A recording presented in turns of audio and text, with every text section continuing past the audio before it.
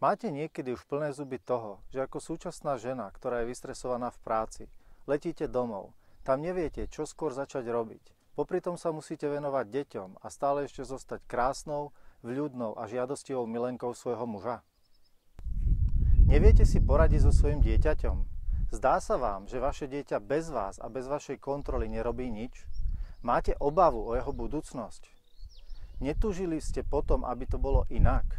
Aby vaše dieťa oveľa samostatnejšie plnilo svoje úlohy a prípadne prispievalo aj doma? Riešenia, návody a rady na tieto a podobné otázky vám poskytneme na fóre o rodine. Mimochodom, všimli ste si, že deti často ochorejú po hádke rodičov? Je vašim snom, aby vaša rodina bola šťastná? Uvažovali ste o tom, ako vrátiť do vášho vzťahu iskru, ktorá tam na začiatku bola, a nedovolili, aby upadol a neskončili ako mnoho párov, ktoré zostávajú spolu už iba kvôli deťom? A niekoho by mohlo zaujímať, ako si vybrať ideálneho životného partnera a začať úspešný vzťah.